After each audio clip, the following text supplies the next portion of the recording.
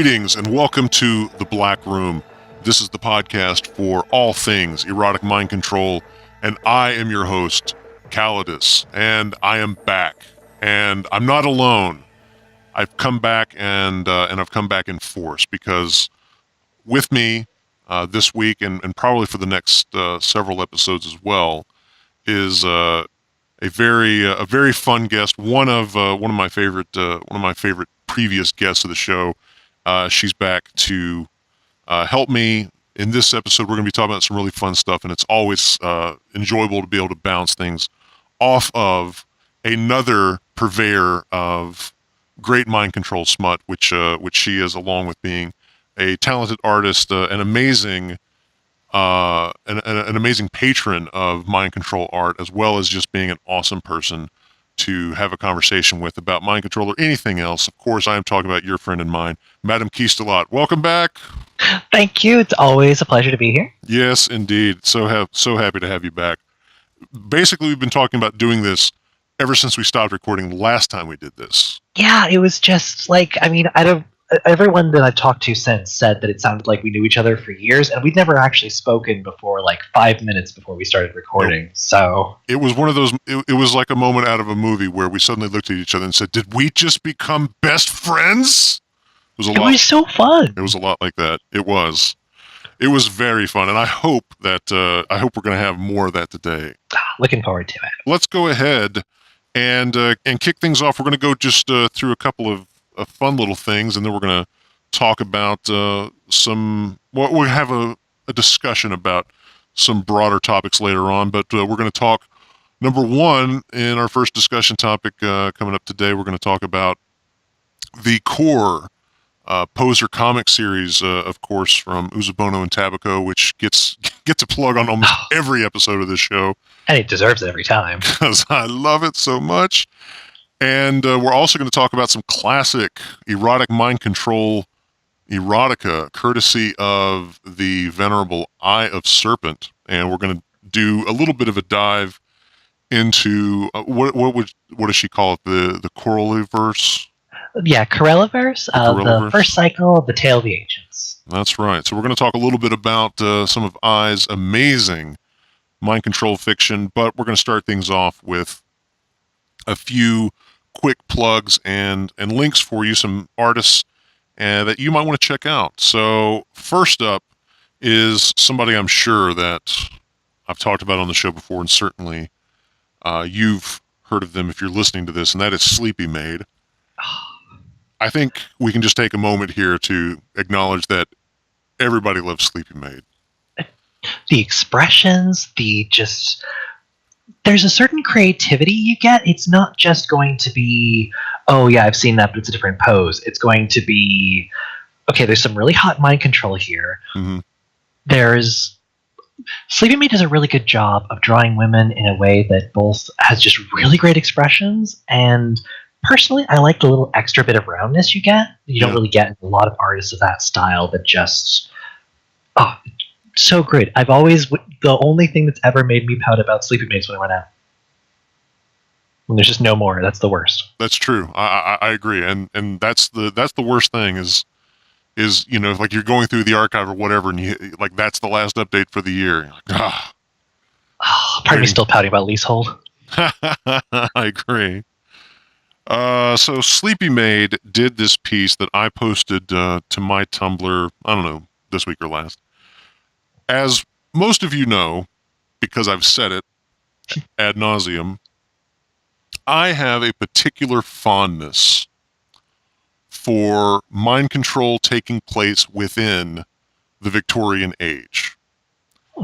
And there is something about that period in time that I find very, very interesting from the standpoint of the mind control fetish, as far as its possibilities. Yeah. It's right at the end of what I consider to be kind of the superstitious old world. It's like this intersection between that and sort of the age of reason brought on by the Industrial Revolution. So you have this setting in which technology, but also superstition can cross over into each other in a way that I don't think it works as effectively anywhere else. And that's with that era too. You get a lot of. I'm not the most up on it, though I really should be with some of the people I've been talking with lately. Mesmerism coming in a lot. Very You true. get lots of interesting intersections wherein I believe I read an article a bit back that unfortunately the place escapes me, or I'd mention it, that basically the way mesmerism worked was because everyone believed it worked, and then it just basically dropped out when that stopped. And you have that whole superstition angle and that young technology. Like you've got voltaic coils sitting around. You've got all kinds of very young, very small things, but you lose out on the computerized variety entirely. Yeah, that's true. But that means you have to work a little bit harder in some places. You can't make the super small, stealthy little desk device. Mm-hmm. So you have to lure someone into a room, or you have to have something else set up. Exactly, yeah. It requires a different kind of, I guess, creative problem solving. Yeah. And it also invites steampunk, which I'm not, like, steampunk in and of itself, I don't really care about one way or another.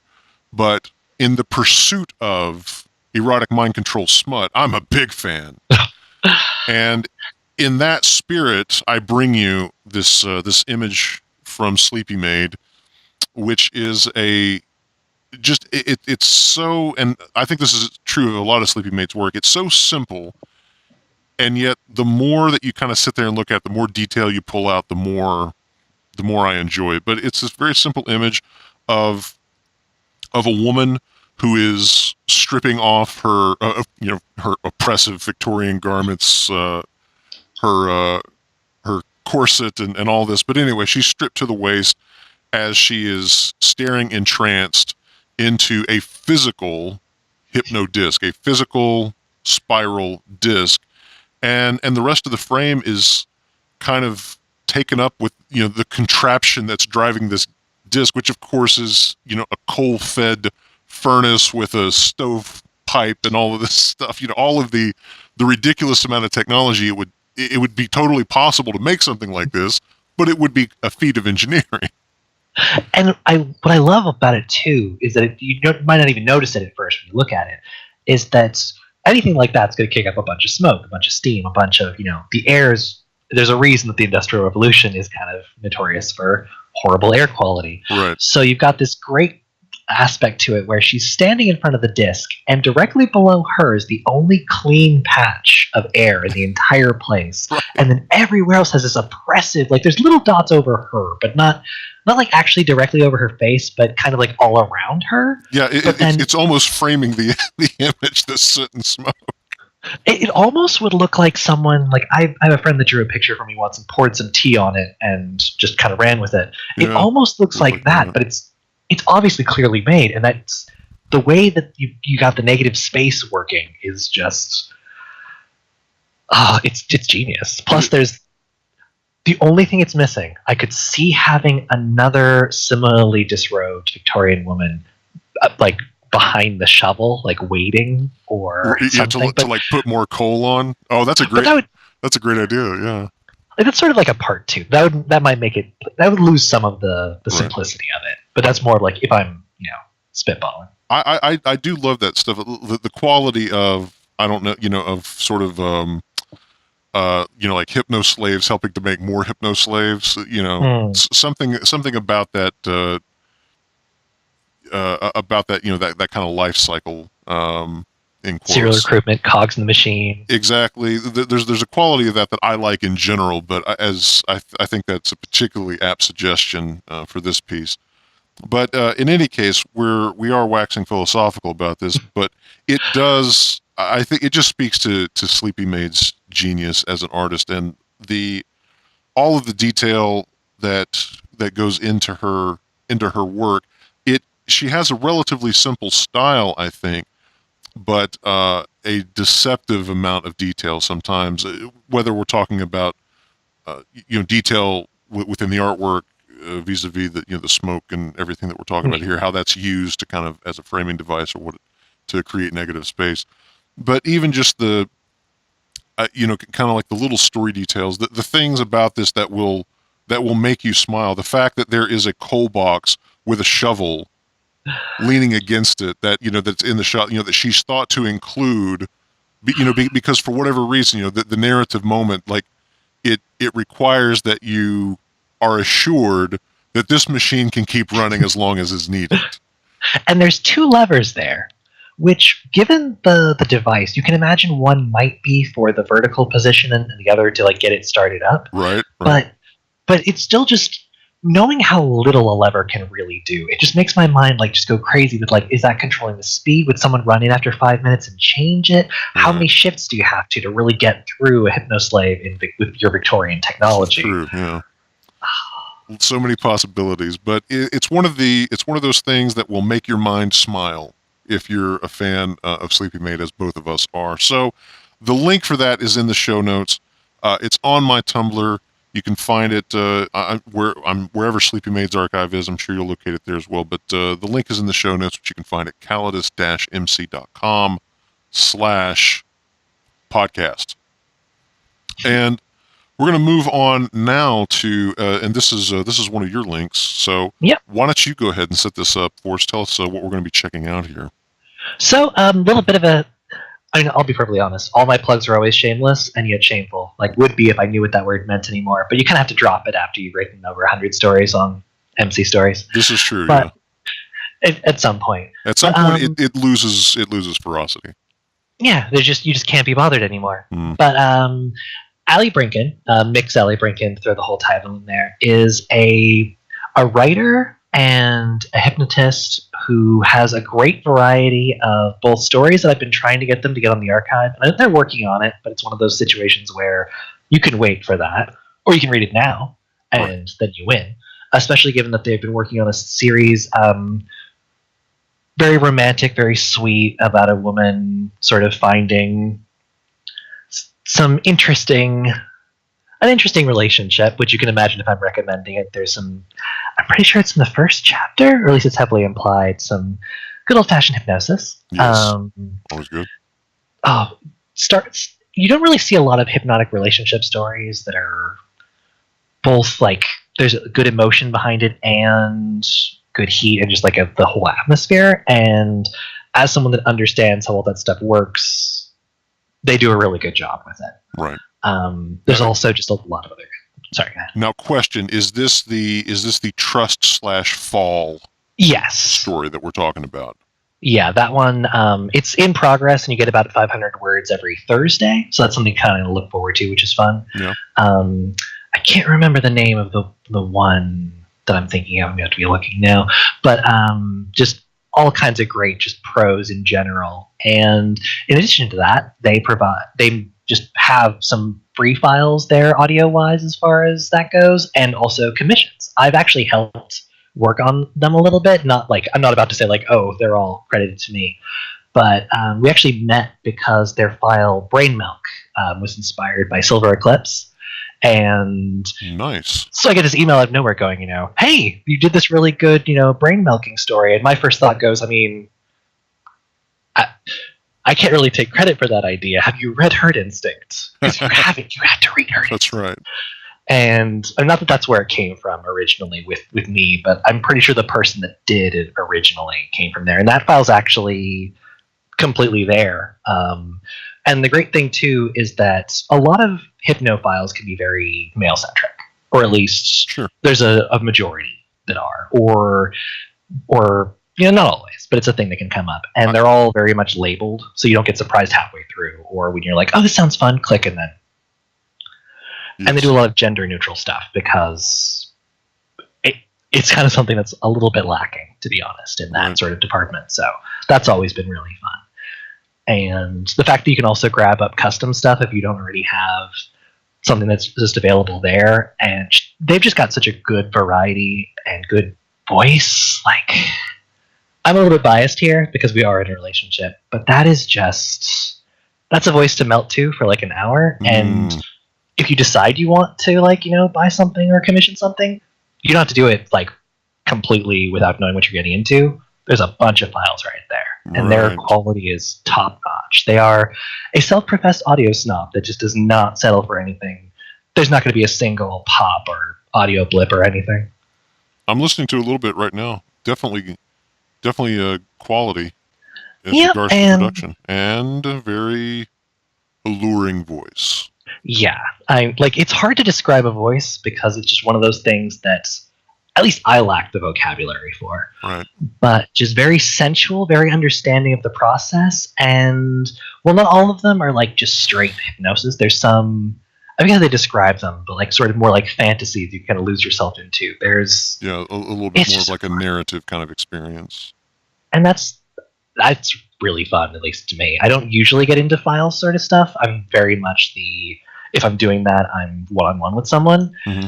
But when I listened through Brain Milk, because I had to, that was obviously more fun than I was expecting. Yeah, it was a really weird. I've gotten fan mail before, I've gotten fan art before, but fan audio was new, but that was fun.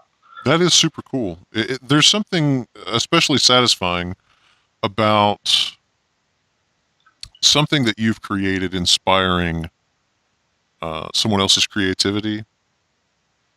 And yeah, I've always... There's something about that that's very gratifying. Yeah. I remember hearing there's basically two things that good writing can do. It can make you want to read, and it can make you want to write. Mm-hmm. And, well, that's a little bit writer-centric, as most notes from writers tend to be. Sure. The impetus to either create or to consume more of whatever it is.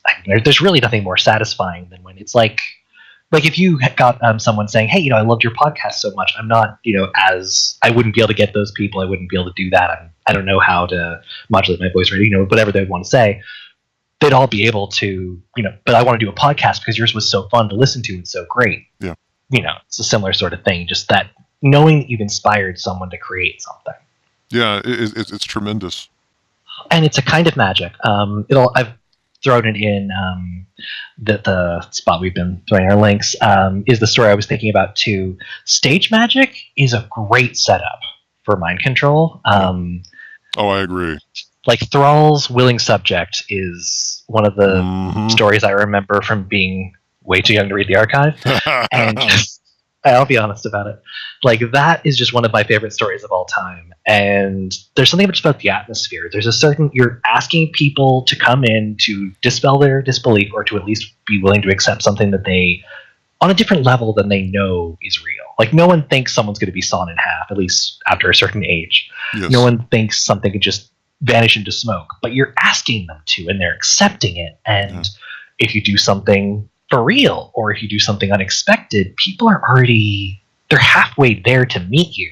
That's true. Yeah, the whole point of being there is to have your limits of belief tested, I suppose, or the limits of your suspension of disbelief tested.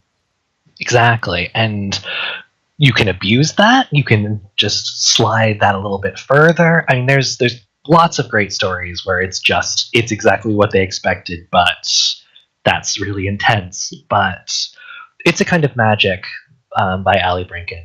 Does a really good job of I don't want to say too much because, half of the... Go read it. But what if not everything's an act? Oh, dun dun dun. It's great, honestly. I just gush, but it all just be the same words I've already said. We'll just rearrange the order, but the overall message is, of course, go read, go listen, go enjoy. AllyBrinken.com. Yep. They're on Tumblr too, just Ally Brinken, so it's not that hard to find. And I think they're also on... I always love when you can get a name everywhere, which is part of why I have a name no one can spell, because I can go anywhere and have it. You were smarter than I was, let me tell you. I mean... There's nothing I find more frustrating than going to some new service or social media site or something like that, only to discover that someone's beat me to the punch. There is the problem, though, that it is true that no one can spell it. Not really. I've never had a fan misspell the second half of it. But I have... The first half, people love to add an E, and I appreciate it. Though it's a little bit of a wrong step. But I used it in City of Heroes back when that was still around. Oh, yeah. And a GM couldn't spell it. Like, I don't know what happened. That's the only explanation for how that worked out. Because I basically use it as my name everywhere these days. Makes my life easier. But yeah, they're one of the people that has that too. Like, the name they own it everywhere, and it's pretty fun to have that situation when it's not. I don't know what I was thinking. So moving on to this is another one of your recommendations, and this is an artist that I was not familiar with up until now. Tell us a little bit about Mute Alice. Mute Alice is a person I actually met on Twitter about, I want to say 2 or 3 years back now. It's sort of gotten away from me. These past few years have been crazy, like for everyone I know. And I met them when I was doing I do a lot of tabletop gaming, which is a great inspiration for mind control stuff. And one of the reasons that we get along so very well. It's one of those things where the role play is asking you to give yourself a little bit open, and then there's a certain tug with other people that are willing to open themselves up to horrible embarrassment, because no one who's role played does not embarrass themselves. That's like true. It happens. And we were doing a game, and afterwards I wanted to commission some art of a bunch of characters because it'd been a really good game, and I was sitting on some money at the time, and just so happened to work through with her. The reason I bring that up is because you won't really find a lot of mind control art already there. This is a little bit more of a plug for the... Personally, there are a lot of really good mind control artists out there. I don't want this to be all the people you commission already suck, because that's not true. I mean, no, obviously not. Solid Date is great. Sleepymaid's great. I don't know how much commission work she does anymore. No, I get the impression not much. I imagine that the great projects she works on are distracting enough as it is. I'm one of the people that doesn't mind some of the more repetitive art of people that sort of swap the faces. Like, I'm not the biggest critic of Jim Ryu, though I should be more.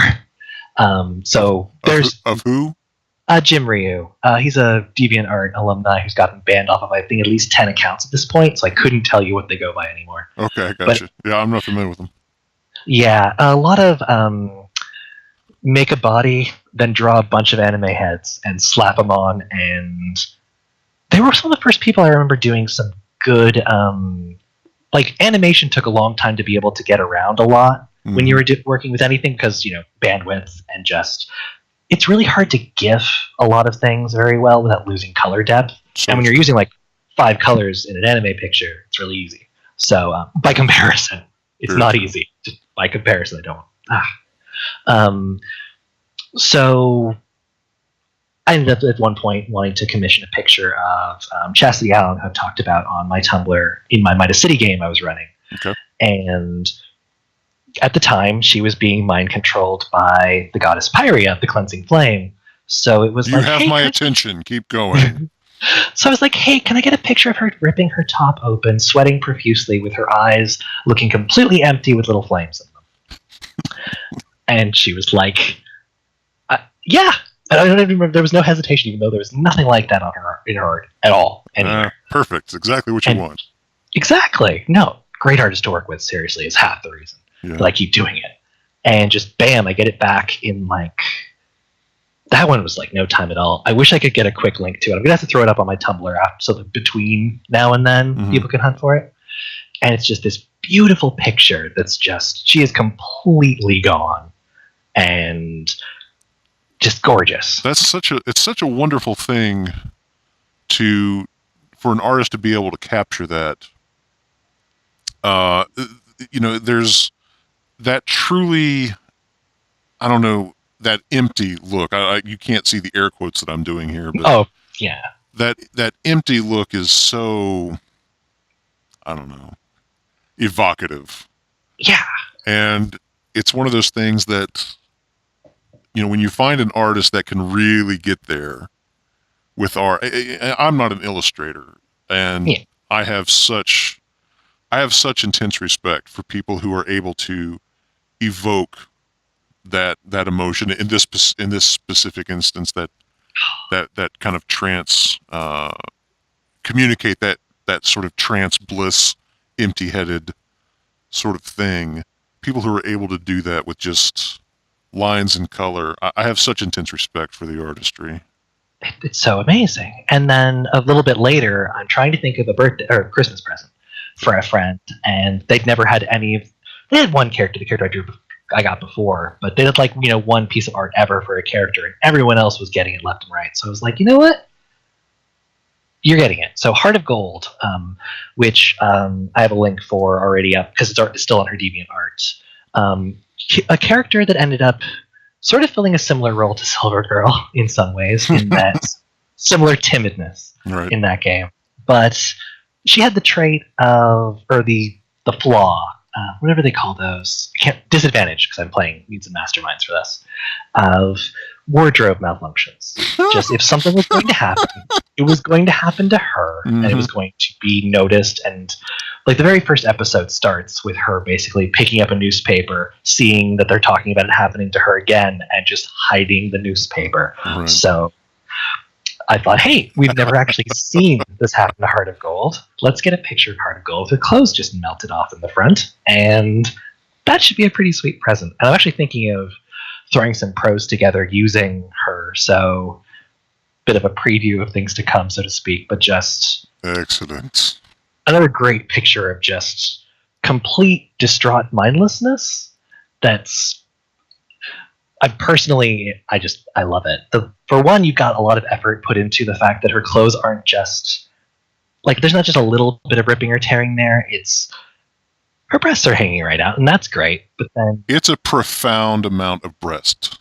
Yes, and then you've got all these little tears. Yeah, I mean, I'm still staring at it. So I mean, it's not as though I've gotten bored looking at this. So. And just the color. The color work is tremendous. I especially, and of course, I think this particular style. One of the things is the eyes and all of the different ways of drawing eyes in order to evoke different feelings, moods, etc., different emotions. I think the eyes are especially fantastic here.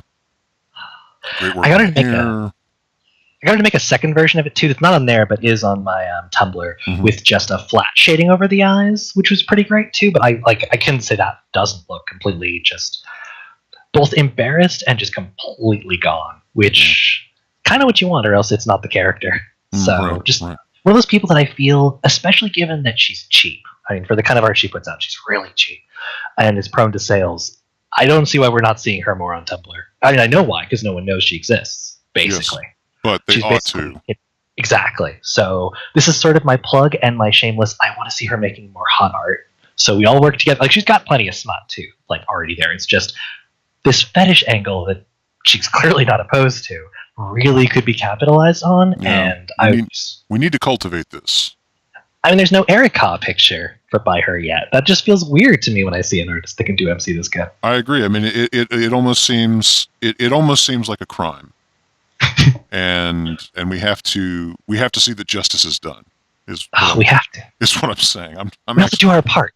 Right. I'm not actually. Now that I think about it, I'm not really sure what I'm saying. But the point is, more smut. More smut.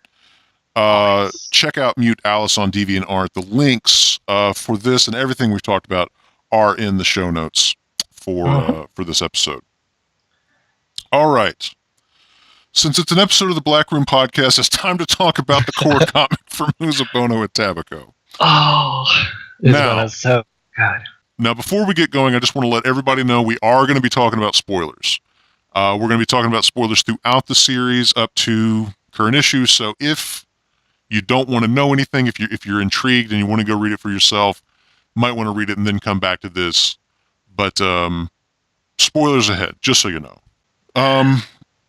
Tell me, just a little backstory for the audience. You and I, we've emailed a little bit, but we hadn't talked in a long time, since the last show, basically. Yeah. And we reconnected recently on Discord, and we were just chatting up and all that, catching up and all that. How far along were you in the core? Is now up to 13 issues, or is 12 the one that just came out? I think it was 12, because I feel like because another thing, looking back over your podcast had me realize that Tabico got a blog at one point. I missed that because I've been out of the community for 2 years going to school. Oh yeah. So that just blew my mind. I was on there today, though I really have to catch up, and I think that was the last one mentioned back in January. Yes, okay, so it is 12. 12 is the latest issue of Core. It's been out a couple weeks. Which is plenty of time for all of you to have read it. Still read it if you haven't. Yes, I've read it a few times.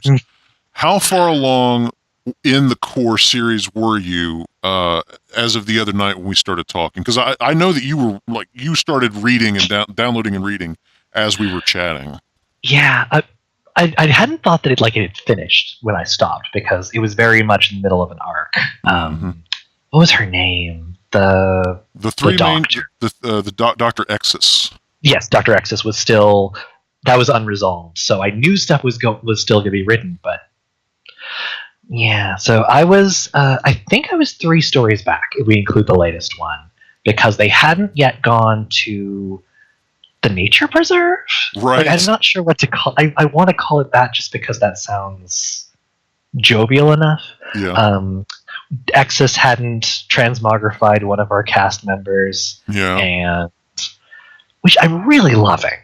That is just, I was kind of worried at first, because it's a weird feeling when you're reading some really good MC smut, where the author has done a really good job making you care about the characters, because there's this constant war between fuck their brain up good and right. but I love them, and I agree. And the 3 principal characters, Melanie, Tammy, and Nicole, they've all gone through multiple experiences, which honestly, and again, this speaks to Tabico's might as a writer. These are the kinds of problems that professional writers have to tackle on long-running television shows. Oh, yeah. How do you have the same cast of 6 people in the same locations season after season after season and not have the audience bored to tears? How do you not, do the same 7 stories over and over and over? How do you change it up? And the good shows, the shows that are quality and that run for long periods of time, the characters go through enormous change, usually brought on by tragic events. But the characters go through this incredible evolution. They become different people. They begin to value different things. They switch allegiances and, all that stuff. And with mind control, you gain an additional problem that I think anyone that's read enough in the genre, or even tried writing anything, respects instantly. Yeah. If you're going to write more than one story, didn't they get mind controlled? They've already been mind controlled. So how do they? Yeah. Is it mind controlled and then they're cured, and then they're mind controlled again, and then they're cured again? How do you accomplish that? And Tabico finds a way. Because you've got some situations that are resolved. Yeah, okay, that was just this, and that's easy enough to fix. We could fix that now. Why can't we fix it then? And then you've got who said it has to be fixed. Right. Exactly. I think that Nicole is one of the best illustrations of this, because she's been through 3 very different sorts of experiences with 3 different sort of mind controllers. The first, I think the first time that Nicole gets mind controlled, I want to say is in issue 3. It's either 3 or 4, but it's the follow. It's one of my favorite issues, actually, where Melanie goes into the hive for the first time by herself. Yeah. And she's trying to track down whatever information she can, because Tammy has joined Core, and she's seen that Core is basically controlling Tammy, and she's trying to get some sort of information to get Tammy free of this. Yeah. She goes in there by herself. Yummy things happen. And then in the aftermath of that, while that is happening, Nicole has snuck into Core, and she gets brainwashed by Dr. Exis to essentially have a mind control fetish, and therefore want to join Core and become a mind controlled Core officer. Yeah. So that's number 1, and I guess actually that'd be 4. Okay, so there's the first time she's kind of brainwashed to want to join Core. So then she actually joins Core. She gets the brain implant. So now she is a mind control officer. Mm-hmm. Then she has her implant taken over by, I can't remember the character's name. Lily? Is it like Lilith or Lily? But the first of the blue skin clones, as you come to find out. So then, she goes through the period of time where she becomes Lilith's personal slave, which is super hot. Yes. Then Dr. Exus replaces her brain with, like an artificial, like a robot brain. Basically, Grey Goozer. Yeah, exactly. Grey Goozer basically turns her into an automaton. I'm sure there's something else around the corner somewhere.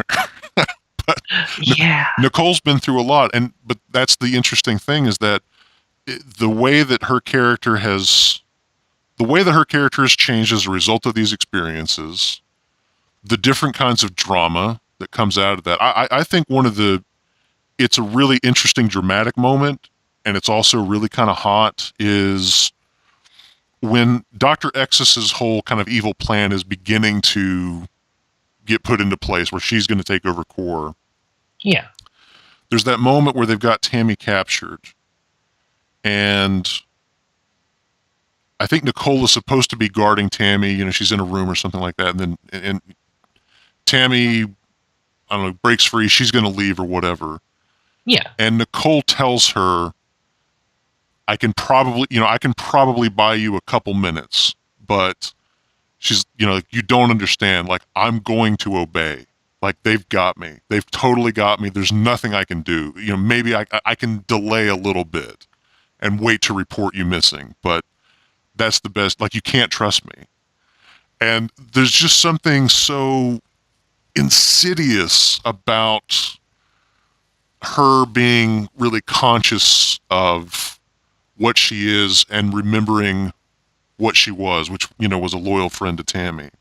Yeah. Like I said, it's dramatic, it's erotic, it's great. And there's so many not similar kinds of moments, but there's so many great moments like that, is what I mean to say. And what I was really worried by that last particular transformation, because she goes from being even completely mind controlled, even like knowing, or when she doesn't know, that she was made to want to be controlled. Yeah. She had this sort of naughty, mischievous. Uzobono pulls off expressions in Poser like no one else, and I've never seen anyone else have these sort of "I'm just going to do whatever I want and you're going to love it" kind of looks like she gets. Mm-hmm. And then she's just zapped and she's gone. And this is not one of those stories where they're just going to wave a magic wand over her. Her brain is replaced with robotics. There's nothing that's going to just put her back.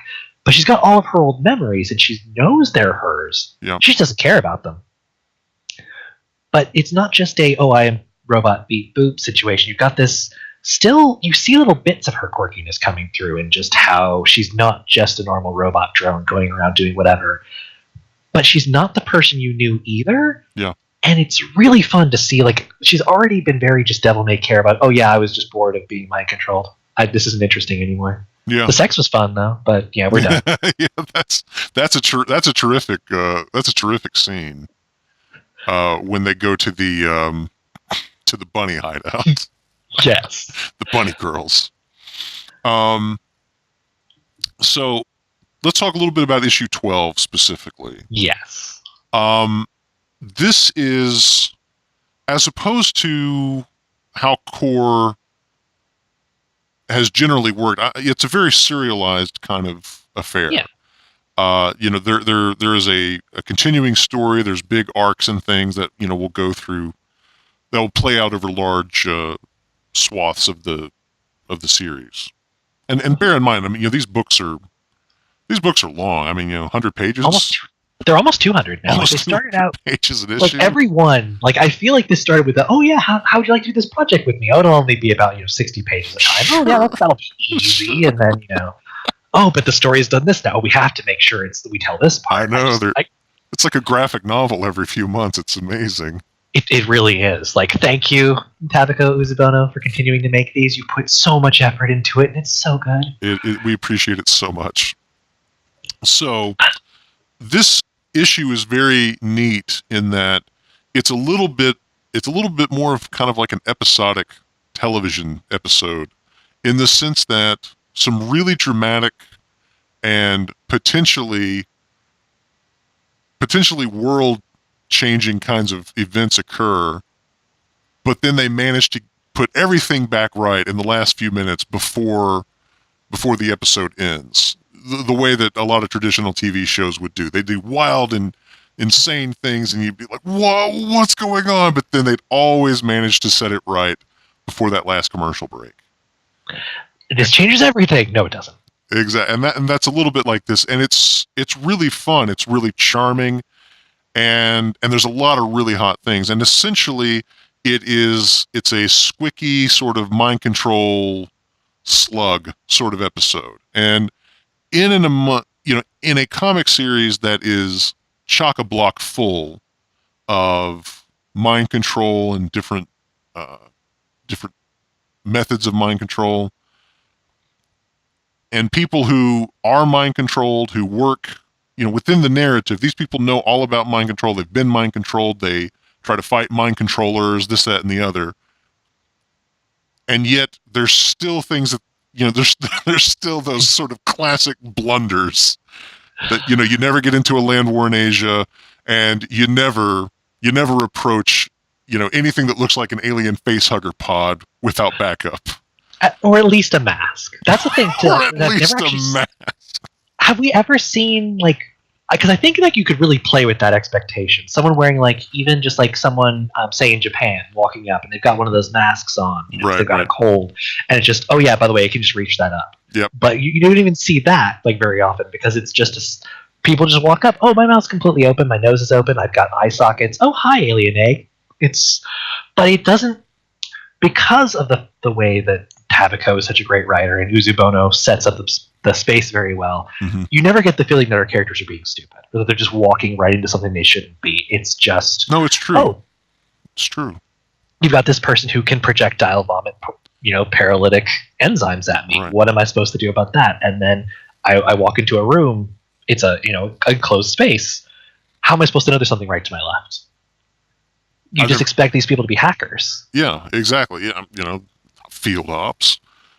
And one thing that I was thinking about, although I don't know in terms of the story if there's supposed to be a direct correlation, but in the previous episode where Tammy and Nicole visit the bunny hideout, the bunny women mention to them there's some sort of nasty biological organism in the bowels of this old facility where they're living, and they talk about how it uses this paralytic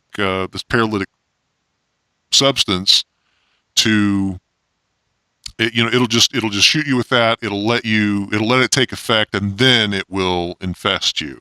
So they already kind of had that idea set up in the mind of the reader going into this, and so when it happens, you're already kind of primed for it, I suppose. Again, really, really, really good storytelling.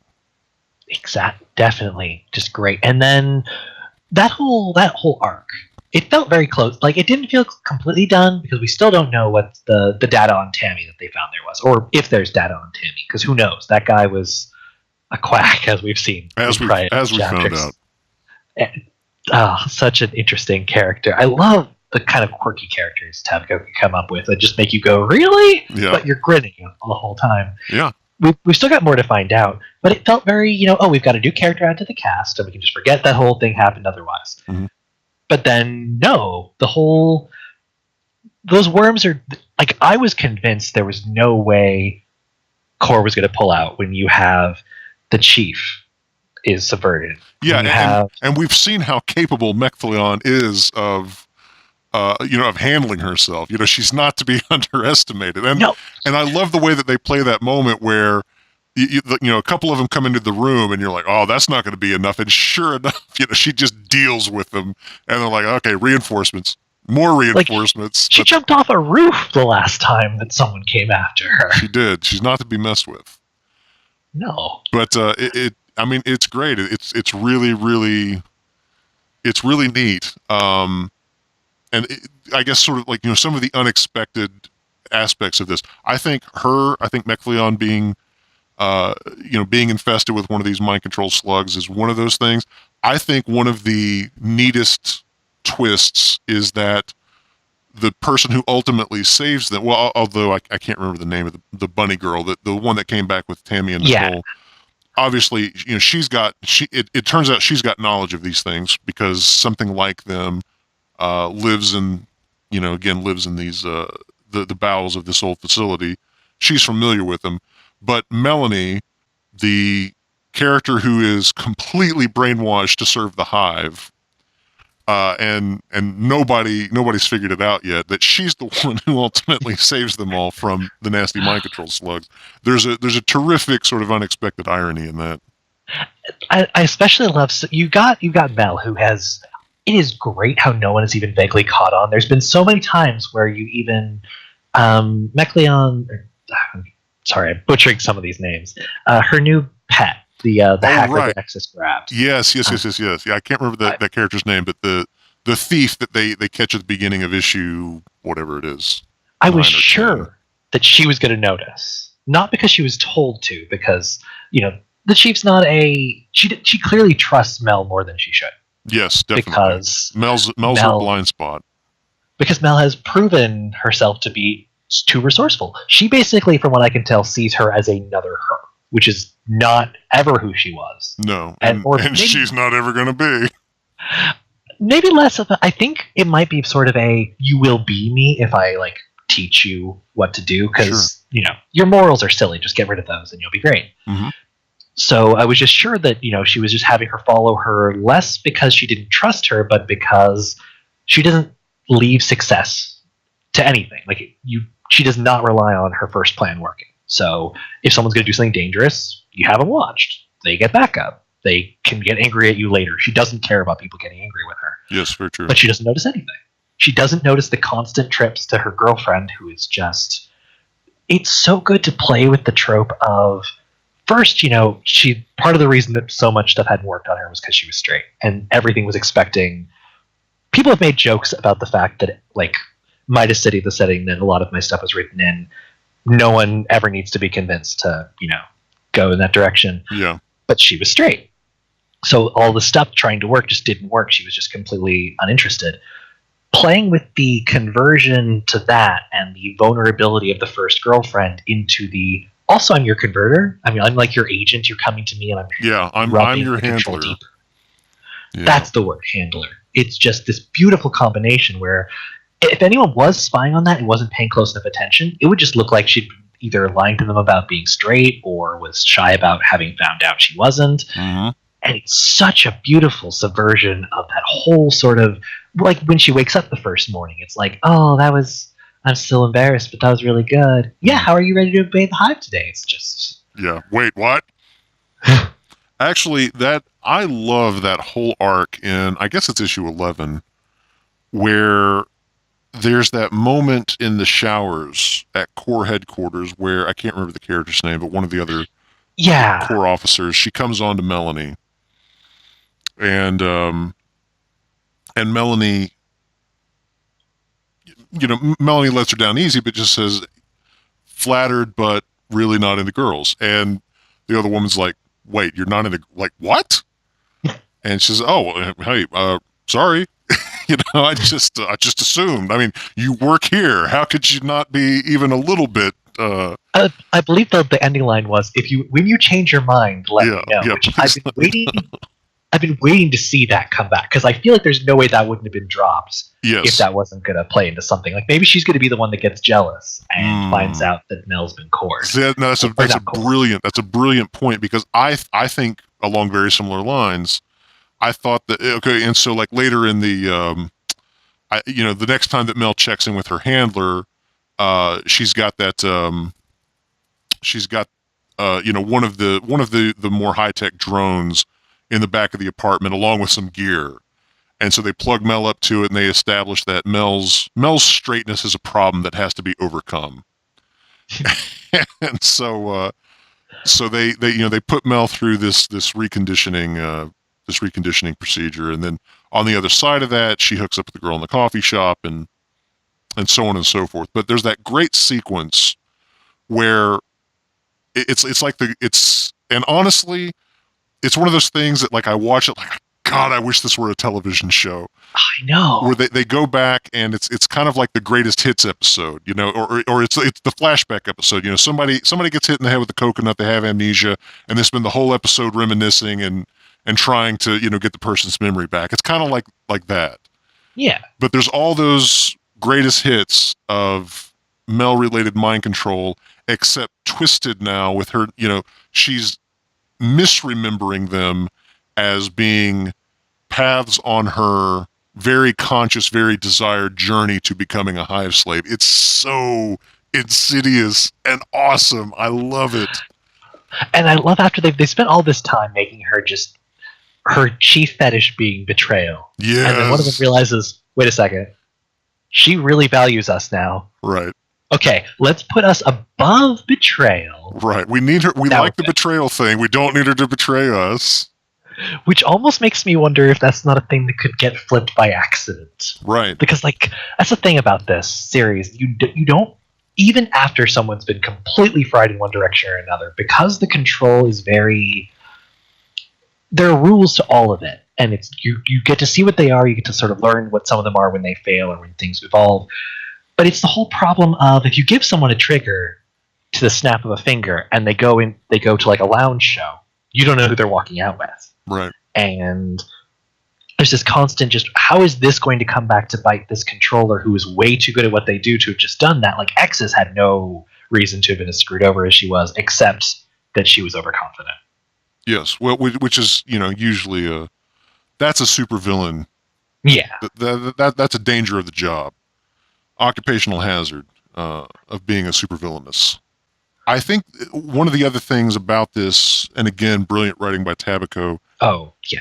I think she's been really, really good at dropping enough thread along the way that she can go back and pick up any one of them at any time in order to fold these things in and to help everything feel really cohesive. And the way that she's been able to pay off some of those things is fantastic. I love in issue 12 where the new doctor, the character that's replaced Exus in the core squad. Yeah. She's the first one infected by the mind control parasites, and so of course she begins using her knowledge to figure out what the best way to get all of core infected is. And there's that great moment where she invites Tammy into her office to talk. And Tammy's, at this point, Tammy's basically operating free of her core implant. Yeah. Which, she kind of broke free of that programming. I don't know. It's been four issues or so ago, I guess. Mm-hmm. However long it's been. But we know that there's still some things innately within Tammy that maybe gear her towards this a little bit. We're not quite sure. Obviously, the bunny women, they seem to really have the backdoor key. The pheromones that they have seem really, really effective on Tammy. She was designed to be a companion. I believe he said companion exactly. I love the shot, like that shot where the bunny girl is really starting to seduce her and basically explain the evil plan to her. And there's those shots of Tammy with her eyes super dilated, and she's beginning to drool a little bit. Oh, it's so hot. Oh, it's so good. So hot. But I love the scene. I love the scene where the doctor invites her in, and she's talking to her, and she begins dropping the triggers from the programming that Dr. Exus gave Tammy, which essentially is a very similar thing to what happened to Melanie, but essentially the conditioning that they gave her to really convert her into being gay, to desiring to sleep with women, but also to kind of break down her morals, and to get her obeying whatever the command was. And when the doctor starts dropping the trigger phrases from that, and you see Tammy responding to it, the expression on her face, the physical reaction, enormous nipples poking through the skin tight bodysuit and everything. That whole scene is just, I don't know. It's one of my favorite moments in that issue. It's so it's so satisfying. Like, you know something's going to happen. You know something is going to upset Tammy. Like, Tammy's having a really good streak. Something's got to come along, and this is the thing that that finally kind of comes up, and like, yes, now we're back to the good stuff. And that little pop up in the corner on I'm to reference looking through really quick as we're discussing this to try and check for names, since I am the worst with this. I have the mental picture and like a description in my head of like what they are, and I just am the worst. The little pop up in the corner of 76 or 79 to show Tammy just being like, because we can see her from a side angle, but it's too good. We can't just show the side angle. Here's her face because she's just completely fucked right now. Yep, it's awesome, and I love the reaction as as the Doctor continues to to drop the Desert Queen or the harem slave trigger words, and Tammy's physically she's physically losing control, like really, like she's just it's almost just like like waves just hitting her, and it's like paralyzing her with arousal. It's just, again, it's like this terrific culmination of foreshadowing of breadcrumbs that have been dropped and have been followed for a while now, combined with Uzobono's amazing ability to have these poser models be really expressive and to really, really get involved emotionally in these stories. It's fantastic. Like I said, like I always say, it's my favorite thing going on in the erotic mind control scene. It's really, really good. Like, anyone that gets to collab with Tabico, so I'm still jealous about you. I've been very lucky. Yeah.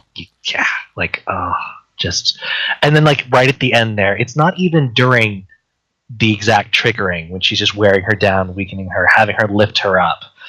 It's afterwards when they're just basking and glowing, and then there's a worm down your throat. Yep. Oh, and some of the the expressions, the way, like these inhuman sorts of expressions, jaw distending and all that stuff. Some of that stuff is just, it's really creepy. It's really. Or the breeding scene when Lilith comes in, and they've got basically. The most descriptive thing that comes to mind is two Cthulhu's making out. Yes. Because you've just got like this massive tentacles, like a starfish of tentacles coming out of both of these women's mouths, just twining and like flicking around each other, and it's so perfectly inhuman. It is. I think that it's as squickalicious as anything gets, and I love that. I know Tabico loves squick. She's gone there many times over the years in her fiction. It's wonderful to have seen her written this terrific episode of the comic that allows her to really flex those muscles. Yeah, like, I would definitely say that if any Tabico story doesn't at least tease it, I mean, and this isn't entirely true, because like the Community series, if I'm remembering the name right, is still some of my favorite writing, just on the site, period. Mm-hmm. Why Do Slaves Fall in Love? Just such good writing. But just, if you're doing a long-running series, I should say, because it's taking up a lot of your thought, a lot of your focus, and your Tabico, and you're not finding some excuse to throw in some horrible inhuman abomination, are you okay? I'm glad that didn't happen, because it's so good. You deserve it. She deserves it. We deserve it. Yes, we've been good. We have been very, very blessed with this series. I can't say enough good things about it. It's just so good.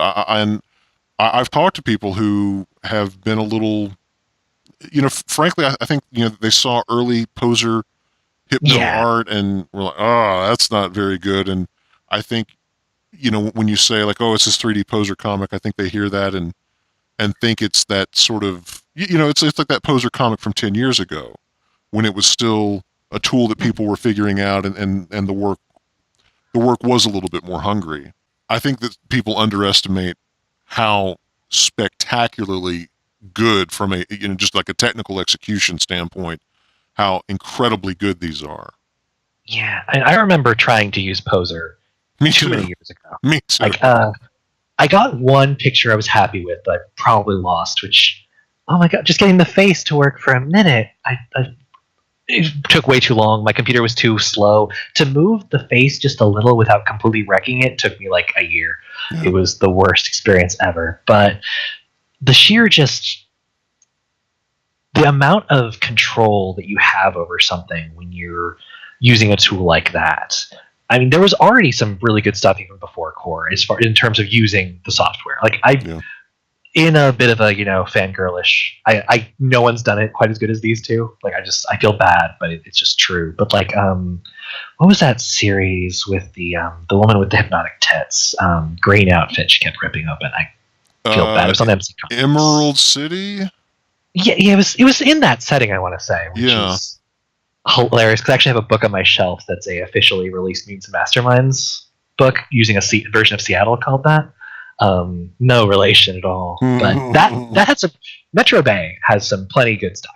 Metro Bay have for a long time. So like, it's not even just Uzobono who can do this stuff. I don't think anyone else has quite the level of like talent and luck to work with someone as great as Tabico. I was going to say she's in a really good spot because number one, she gets lots of practice. Yeah, and number two, she's backed up by one of the best writers in the scene. Yeah, but like especially like any tool like Poser, the problem I think we had for a long time is we didn't see a lot of post work, and the biggest thing Core would probably be still just as good if it had like half the effort on making non-standard panel sizes. If it was less concerned with how much effort was put into the text, it would still be a great story, and the facial expressions alone would sell it. It's true, but there's just. I can't, like, I'm looking at page 85 right now just because I was looking through. Mm-hmm. I cannot imagine getting those 1, 2, 3, like 5 shots there, if I'm counting at all right.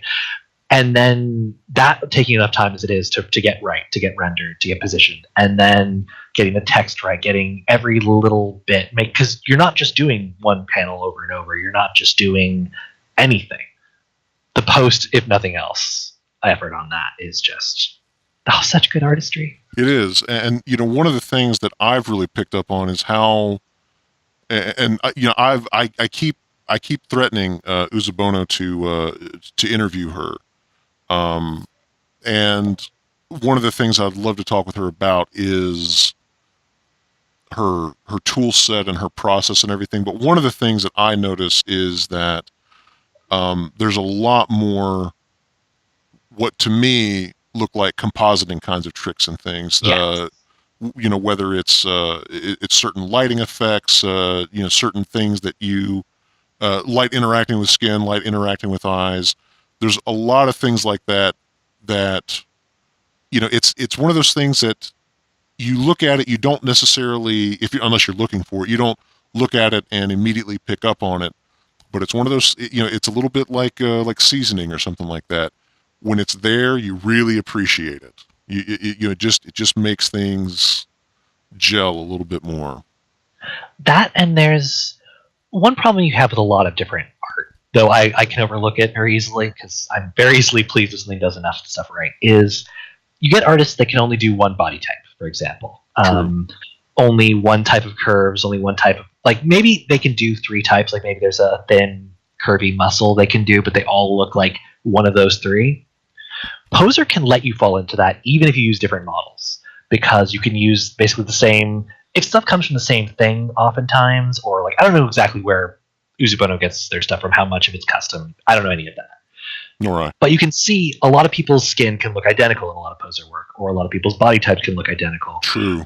These people look like people. Like, you see them in a room, you can tell they're not all ripped out of the wall, fully formed from the line. I mean, the drones do, like they should. Yeah. But everyone else is a person with their own little uniquenesses, their own traits that not every other character has. Even the core officers that you look at them and you couldn't tell me their names, but I've seen them here, there, and there. They don't look completely generic. They look like a person. Yeah, it's remarkable, and the attention to detail in, I think I think one of the things that's neat is the portrayal of like the more muscular characters and things. It really, I don't know, it feels I don't know, plausible is kind of the word I'm looking for. I guess what I'm trying to say is like you see those characters working out throughout the series often. It's not as though they are just sort of muscular for the sake of, because muscular women are erotic or whatever. Yeah. There is a narrative purpose to it. They're in a line of work that requires it. It's exploited for hotness, and I'm delighted that it is. But I love the way that those things, like they fit character. I guess that's what I'm trying to say, is that the people look the way they do because of who they are.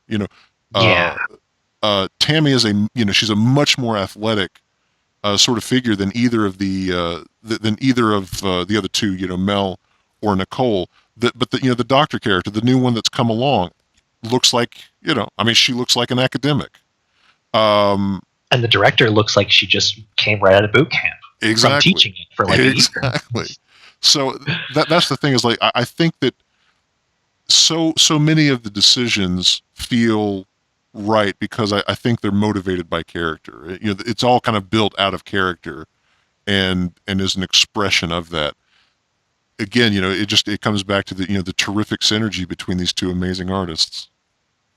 It's really just a pleasure to see how that just pans out, because there's no way to get the story and the visuals syncing so well unless there's got to be some fun interplay there. Like fly on the wall sort of situation would probably be just infinitely delightful. I agree. I think they're both having quite a bit of fun.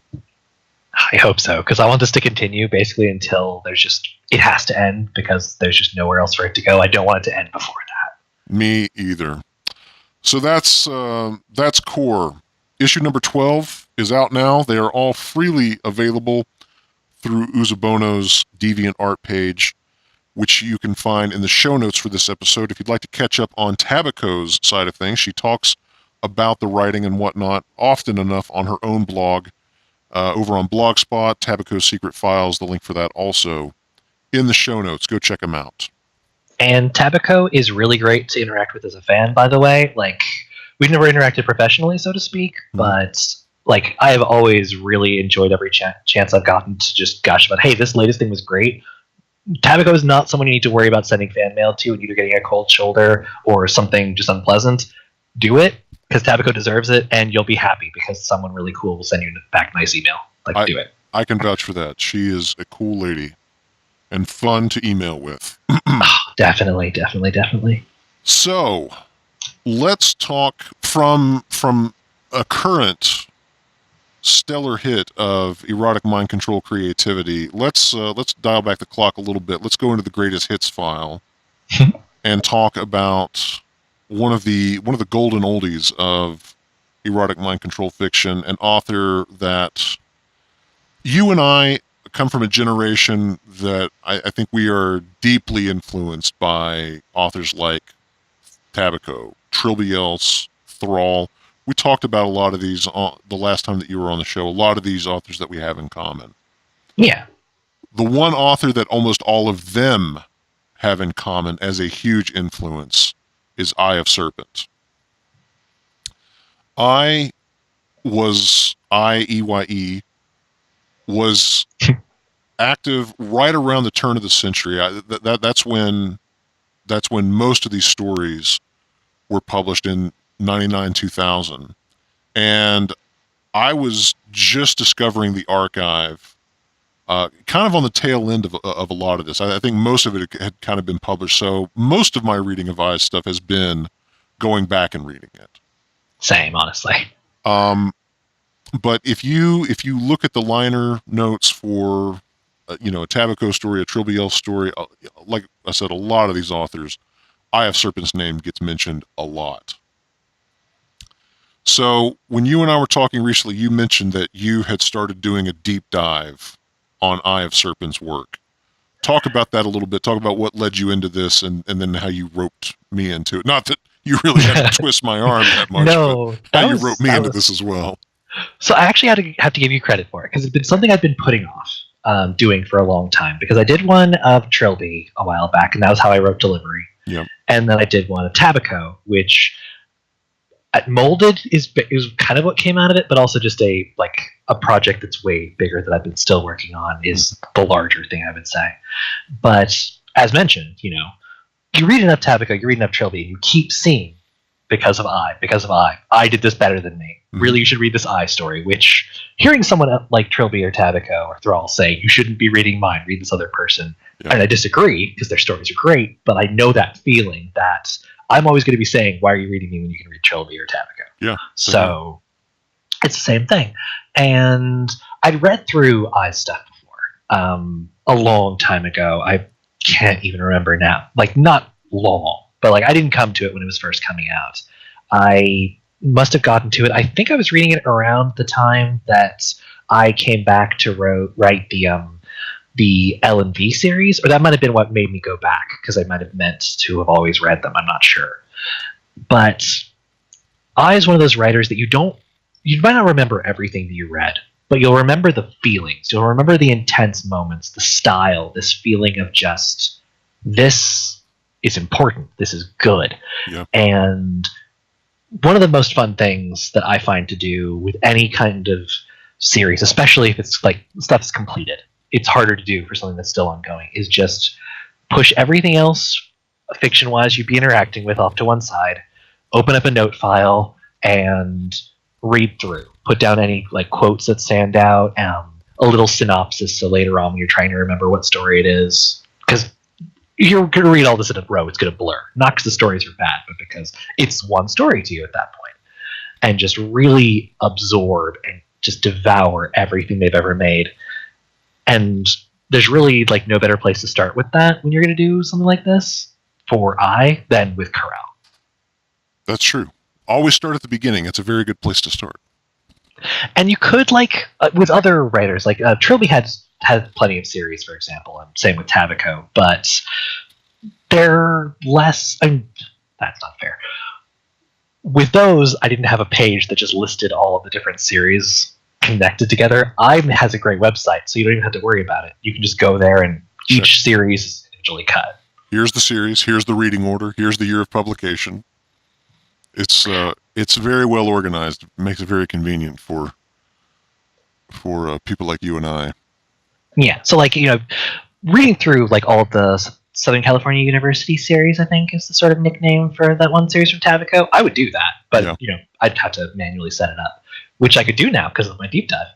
But so I had to do that. And we were talking, and we were trying to, we should probably have a topic, because while we could talk for just 5 hours, it's helpful to have something to write. We talk about this. Mm-hmm. So, hey, I've been thinking of doing this anyway. Let's, read some I and talk about it. And I basically started reading a trilogy a night and then had to slow down so that I didn't just finish the whole thing.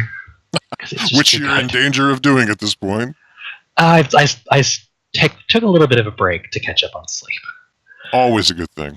Oh, I'm not even sure exactly where to start with the stories themselves, because we've got, like, Friendly Takeover by itself. You'll see a lot of writers reference that, or reference one of the other stories in the Friendly line, because of, like, Sarah H. had, I think, the Goddess Julia series. Yes. I want to say that Iago had a story that, it might have been, I don't think it was their Ancient story, because that, riffing off of that in a related series would have been a bit weird.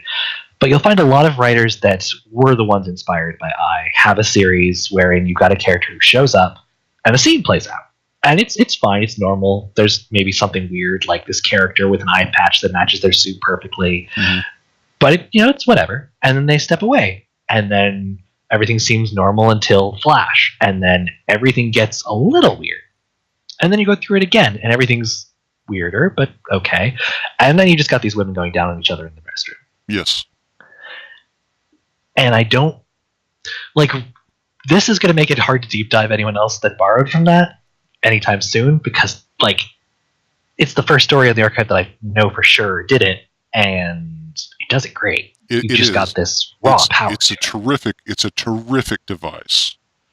And the thing that's so interesting about it, and it seems effortless, which is almost a sure sign that it's not, that it took enormous work to craft it. So in Friendly Takeover, the story, relatively simple in its mechanics, as you say, the same scene kind of plays out about 3 times with seemingly no memory of of the previous one. You could be forgiven for thinking that there was some kind of typo and that the same chunk of story just got pasted in 3 times. Yeah. And it's intentional, and it creates this hypersensitivity to what's different in each scene. You're seeing it 3 times in a row, and each time things are a little bit more askew, things are a little bit different, and the attitudes of the characters towards, like the attitudes of the wives towards their husbands, the way that as it goes on, they become a little bit more dismissive, a little bit more detached, and a little bit, and more drawn, more consciously intrigued by and sexually interested in Carell. The way that device plays out, it creates this instantaneous sort of tension and anticipation in the reader. You're just on the edge of your seat waiting to see what happens next. I think it's terrific. I mean, I think that it really, really speaks to a pedigree of writing that a lot of us aspire to, and that I managed to make seem effortless, as I said. And a really potent thing that I think just capitalizes on all of it is the way that every time when they return from their little jaunt to the bathroom, they were staging staging a revolution on the blank. Yes. And it starts out just, they're staging a revolution on the man. I think it was the first one. Then by the end, they're staging a revolution on underwear. Yeah. And it's just so... And a thing that you don't even... If you're just reading the story, because, you're just enjoying it. I'm sure the first 3 times I read it, I didn't notice it. The whole playing out multiple times, and you could be forgiven for thinking you're caught in a causality loop or something. No one else in the room seems to notice either. And there's 3 other characters right across the table. Carell has such control of her situation that those other people don't matter because she's not focusing on them. Right. Even though they're the people that are supposedly the meeting's for, because she's there to basically buy their companies. Yeah. They don't matter. And just one effortless flick of her eye patch, and everything's going exactly how she wants it to. I think that's a really interesting aspect of... Well, I think it can be of mind control fiction in general, but Carell specifically, there's a real kind of empowerment fantasy, to Carell, in that she's that... she's that character that's always 5 steps ahead of everyone else. She's that character that knows exactly what's going to happen, knows exactly what you're going to do, and has contingency plans in place and all of that stuff. She's just so, in addition to having, the supernatural powers and the amazing sex, she's got, she's got sort of, like a Batman kind of strategic mind going on as well. And the thing that I think is so, I think it's so interesting, the way that Carell, in this story specifically, and in others as well, that's the thing about Carell, is that she is not, although she is, her morality is not necessarily a human morality. No. But we clearly recognize that she is not, the evil mind controller that we see in so many other pieces of fiction. She cares about her pets, and she usually desires people for good reasons, because they're brilliant and intrigue her, because they're fun, and she wants to have that energy around her, whatever the case may be. She's so interesting in that a lot of what these stories are about with Carell is her bringing people into her fold, and them finding out how much more fun it is to be a lesbian mind control slave to Carell D'Amber than whatever it was they were doing in life before this. And that's the thing that I kind of love, is that there's that aspect of genuine kind of character awakening into this really fun, deviant, kind of experience. And it's always there. It's always this. You really can't call her human for many, many reasons. Yeah. She's not. She doesn't have your human morality. She's not human, as you find out very quickly. Yeah. But there's this certain it's that sort of thing where you see that character and you say they're more human than the rest of us. Because even through all that control, she's usually setting people free from their own hangups, Right. from their own little things. Usually things she does to people is something that they're going to beg her to do. And with the way her power works, like you get at first it's not easy to tell, but there's no way she could be telling them these things. It's just this unleashing that's coming mostly from them, and she's riding the wave because, hey, this is kind of great. Right. Yeah, it seems like it's less her imposing her will on people so much as sort of unshackling their own maybe more extreme aspects of their personality or sexuality or whatever. Like I said, like she's the kind of character that would argue that, her brand of mind control is setting people free, truly free of the constraints imposed by society, free of the constraints that they maybe place on themselves, the expectations they have for themselves or how they define themselves, whatever.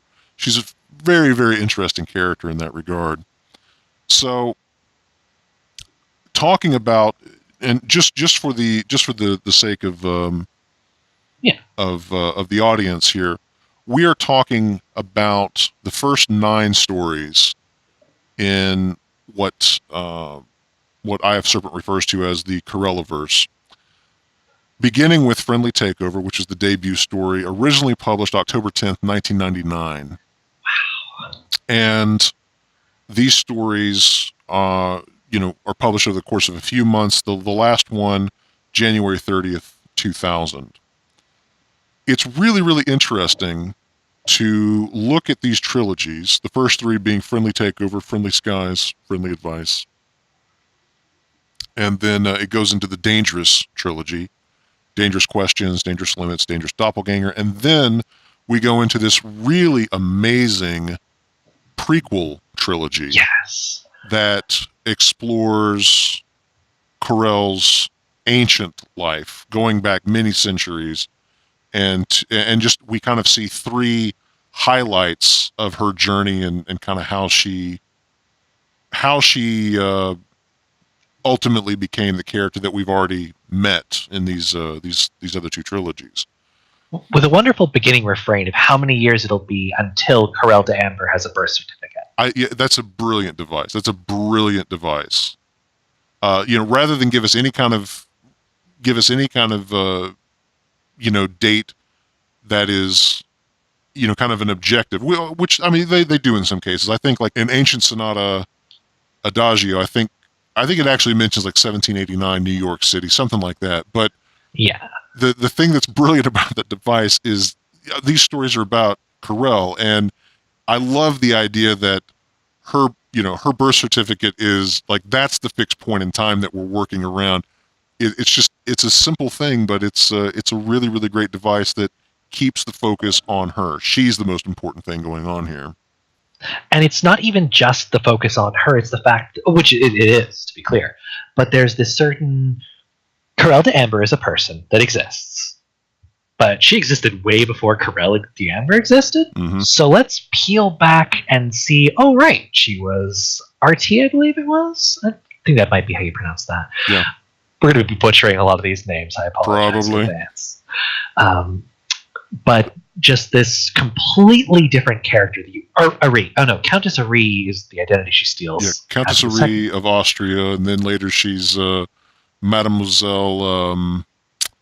I can't remember. I can't remember the name she takes in Paris. And in one of those passages, there's even a it just kind of rattles off, like, a few of the names that she's had over the centuries, just Afrit and some of the others. But yes, it's a great way of just of giving you, like, that texture of this character and all of the many years that she's lived through and all the different ways that she's lived and the different places and all that. She's a very well-traveled individual by the end. Yeah, and that let's see, which one was it of the Ancient Sonata series, which other thing, I adore the naming convention you've got going. It's the kind of thing where even if they weren't laid out very neatly, you might get them in the wrong order, which would be bad.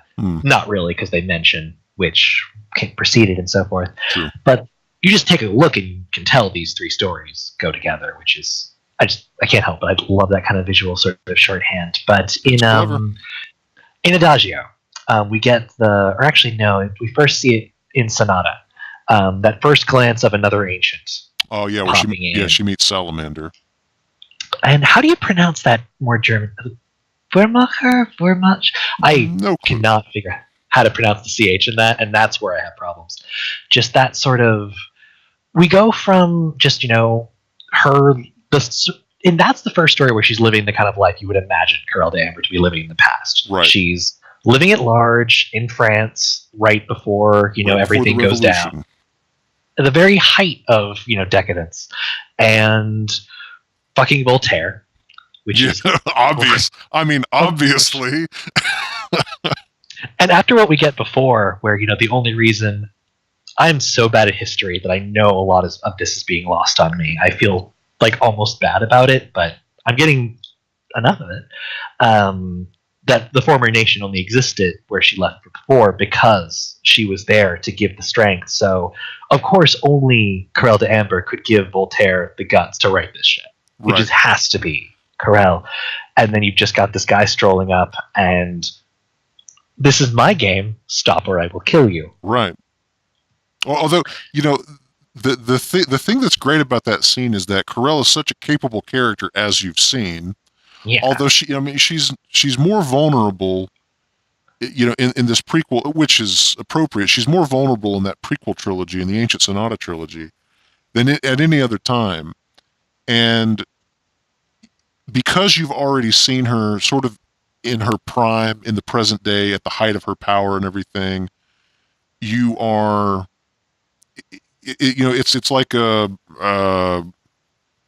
it's like Batman Begins or something like that. It's like a superhero coming of age story or something where you're just dying to kind of see them rise to the role, rise to that iconic status that that they have.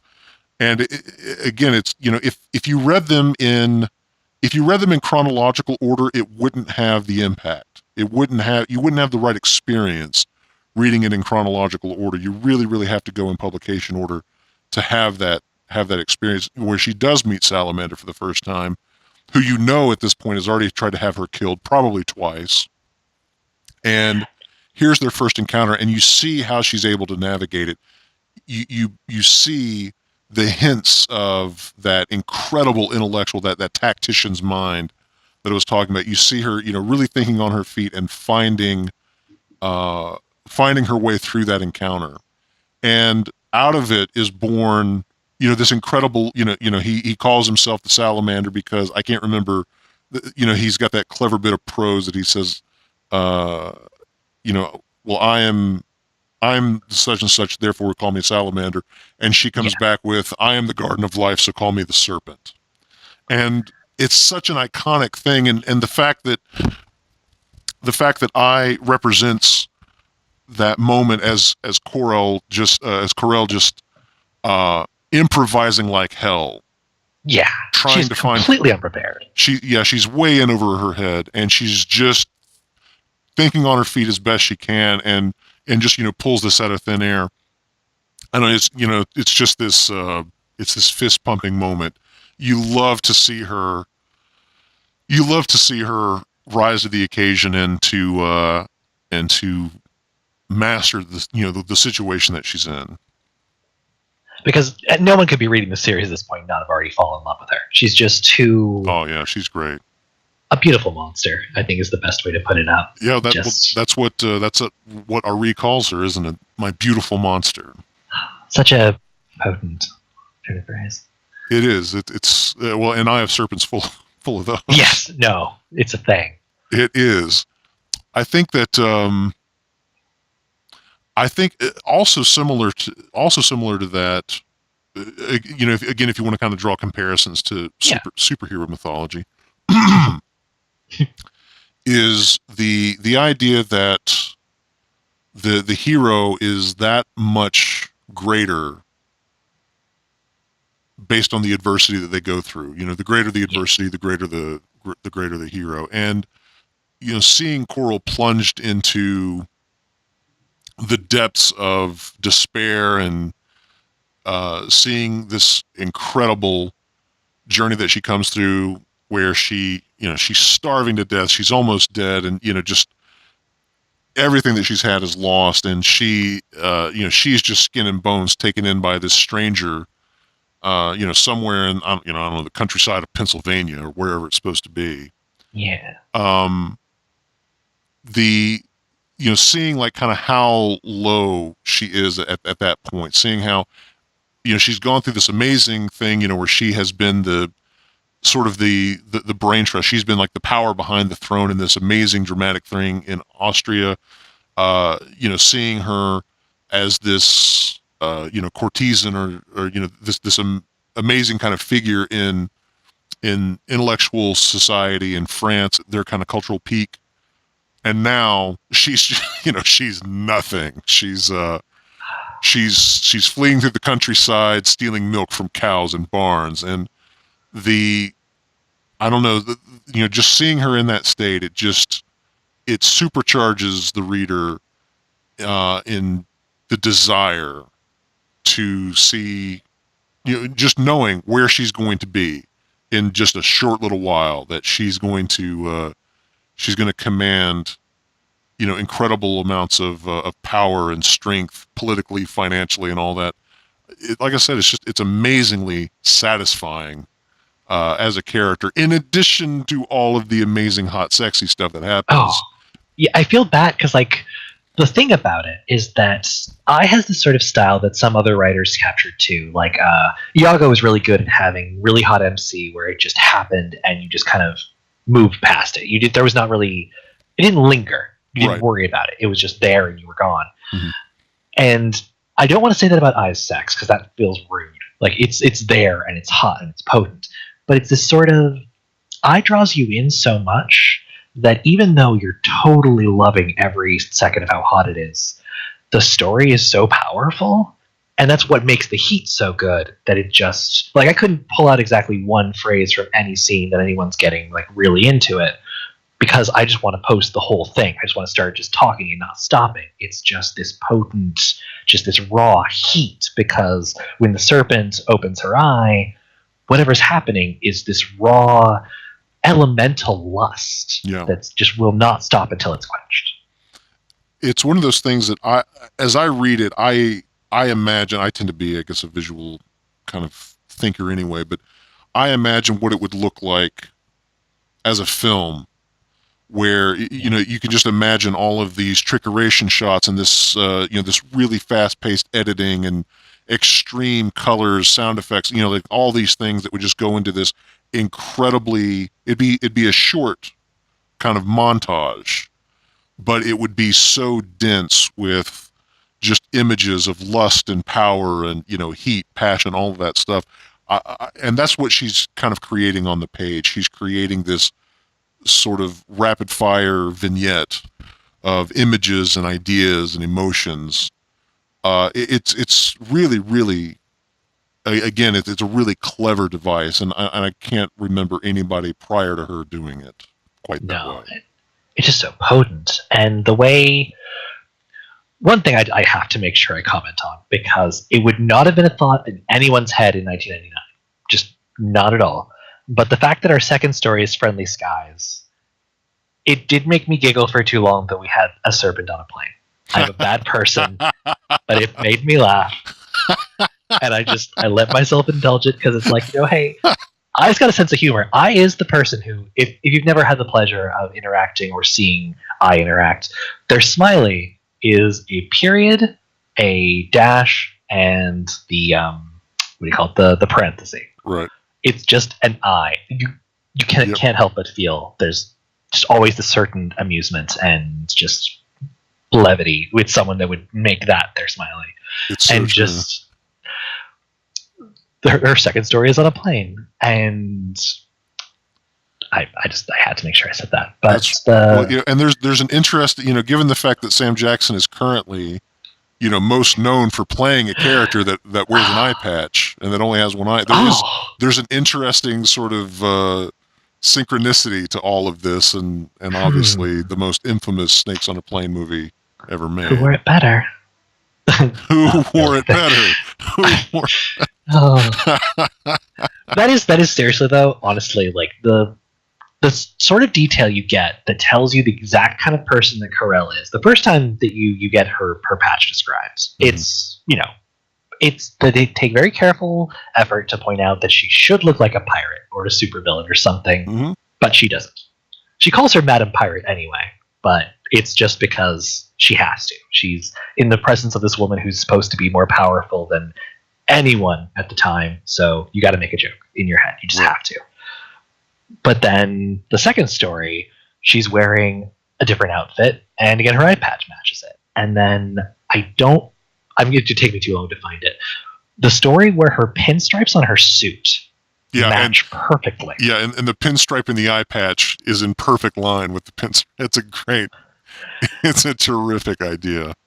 It's not only is she this powerful, sexy, just in control of everything around her. Oh, and also when she's that was in Doppelganger, I think. She's wearing the green thong. She's just swimming. I thought that was in Dangerous Questions. I think that where the FBI agent keeps, she's again. It's kind of a similar thing to Friendly Takeover, where the scene where the FBI agent comes up to the edge of the swimming pool, that plays over the course. It plays a few times. It kind of repeats as Carell is playing with her, and each time, she kind of notices the eye patch matching this very attractive thong that she's got on. That no one is the only people that are ever going to see that are going to be people that she's actively fucking. Like if it was anyone else, someone else might wander in, but it's Carell, which means it's only going to be people that she is actively engaging in, which means that she doesn't have to impress them, which means that she's carefully everything, her identity, her dress, it's not for everyone else. She does it because she loves it. It's how she thrives. And that little detail is something that you could easily forget it. At least, there's so much going on. It'd be hard to say that's the most important thing. But the fact that Eye takes that little second every time she describes what she's wearing to show you how Eye has somehow managed to make it so that you can't not look at her eye patch. And yet, I could be wrong on this because I don't remember everything. I've read a little bit further than these series, but not through everything. I don't think we ever actually get to know what's exactly under there. Not to my knowledge, but my memory on it is not that great, and I'm not as far along in these stories as you are. So I'll defer to you. But to my memory, I don't remember that she ever really got into it, which is perfect. I mean, it's like the classic MacGuffin. Like, the last thing you ever need to know is what's in the case. It really doesn't matter. No, and she's basically... It feels rude both to Eye and to Carell specifically to call her Cthulhuoid, or Lovecraftian. But it's the same sort of horror and eroticism. It's this raw thing that you know is wrong, that is inhuman, that is this beyond. Yeah.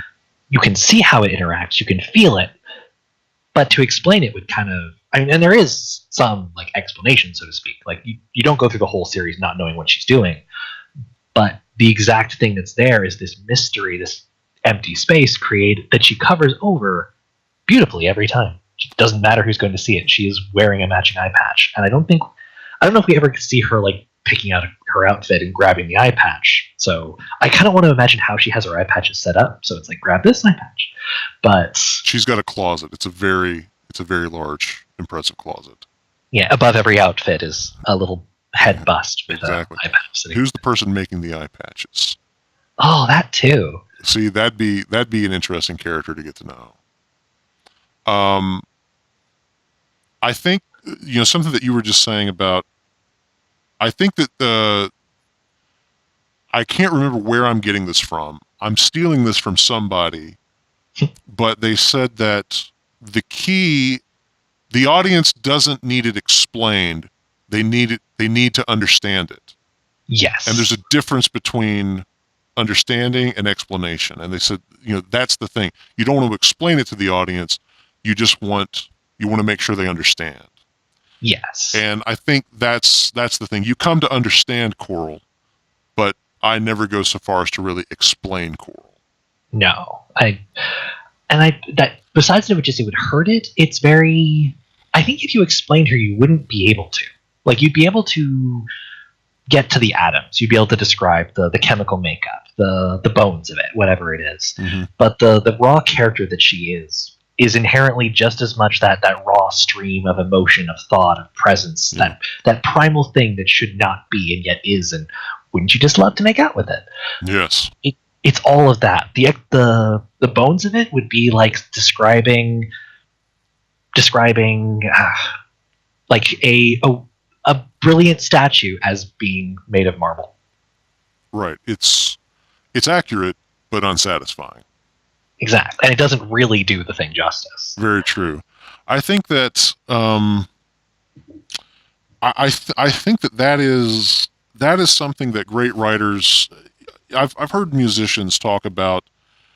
Sometimes the most important thing that you can know is what not to play, or when not to play, and I think that is probably true in a lot of types of art. I think that a lot of really accomplished artists are strongest in their editing of their art and knowing just how much to kind of leave in, to get the audience, the viewer, the reader where they need to be.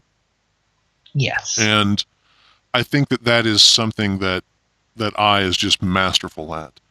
And I'm landing on this. This may not be fair because I was just listening to it recently, so it's kind of in the front of my mind. But the thing that I was thinking about is you squint your eye,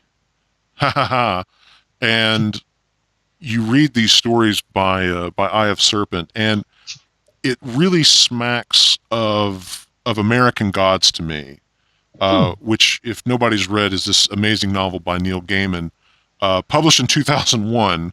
So not an influence on Eye, but the idea of these mythological characters that Eye is creating, interacting, in and around historical events, and being kind of godlike and yet also vulnerable, mortal in a certain way, having to deal with the mortal world and yet inherently being separate from it, having dominion over it to an extent, and all of those ideas. A lot of that is kind of wrapped up in this Neil Gaiman novel. I read it years ago and I just listened to it. There's a version on Audible. It's a full cast doing the novel, and I'd heard that it was fantastic, and I finally said, oh yeah, I'll get this and I'll listen to it. And I just finished it a few months ago, so I was kind of thinking about that recently.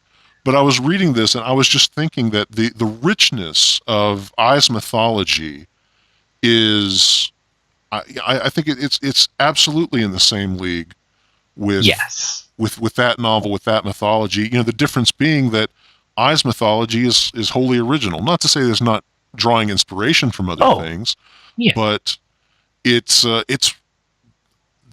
impressive, to me, that it sits in my mind in a very comfortable spot right next to that, because they are, I think, playing in the exact same sandbox and building these narrative structures that look very, very similar.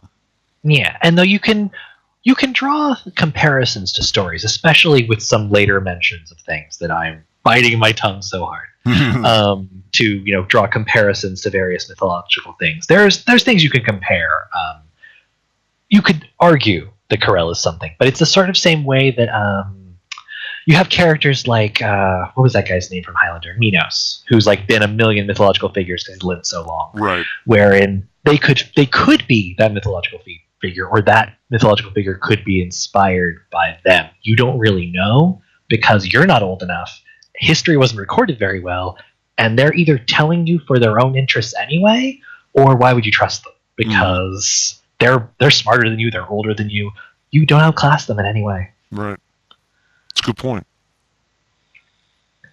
delicious, delicious stuff from Eye of Serpent. The first 3 trilogies that we've gotten through here have really whet my appetite for more. You're a bit ahead of me, so I've got some catching up to do, and I think that we'll probably do this. We'll probably do this again and talk about a few of the other characters that pop up in this mythos. The next trilogy is all about Celestial Fu, one of my favorites. Yeah, I stole. Well, okay, I tried to steal her a little bit for the tabletop game I was running, but completely misremembered anyway, so it was fun. Oh well. I mean, definitely an inspiration. All I'm going to say as a preview is no one's ever made Mary Had a Little Lamb nearly as potent ever. Most unexpected thing you could imagine popping up in one of these stories. I think of it all the time, though. Yeah. Because we meet a lot of important characters here. We meet her doctor, we meet Evelyn, and we're given reason to care about them. But these stories are really I've read a little bit of. I has an FAQ up and mentions that Carell didn't just here's a story and I hope I can get something more out of it. Carell was fully formed before the Friendly series was even written. Yeah, and you can feel that. And I don't necessarily I don't know how anyone could imagine they'd be writing this much out of a character with the first story or anything, but the Friendly, the Dangerous, the Ancient Sonata are all very much, here's the chess pieces. Here's the basis so you can understand. We have an attempt on her life, 2 attempts on her life that we know about. We get to see a little hint with the whole in Ancient, or not Ancient, in Dangerous Questions. No.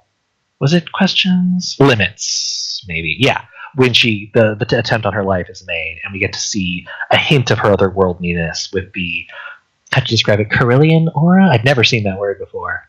The first time I saw it, I read it. Right, yeah. Where it becomes visible after she's hit with that EM weapon or whatever. Yeah, which shows that there's something electromagnetic going on with the ancients in general. And given he was sent by one, it would make sense he would know, or probably doesn't know, but knows to use it. Right. And we have all these things set up, just thrown at us. But there's nothing really until the next series. There's not really anything happening so much as a playing field set, and I'm so excited to keep going. I'm so being good though.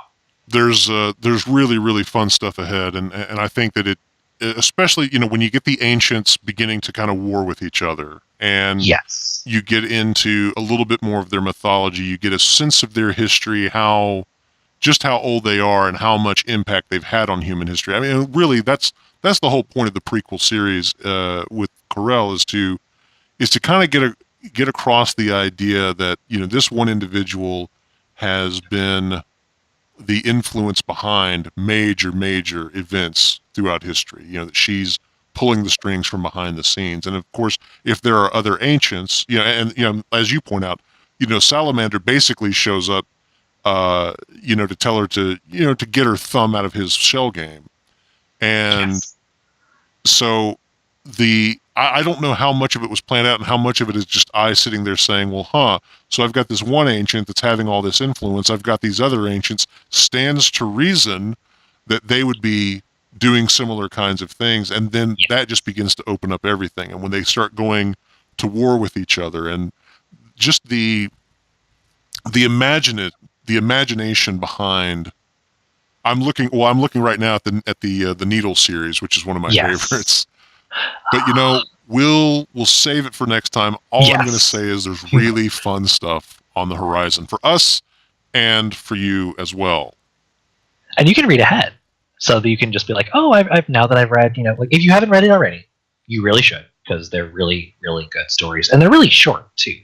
This isn't the kind of thing sitting down and reading through Tether or something, which I'm always going to use as my standby for something that's too long to expect someone to read quickly.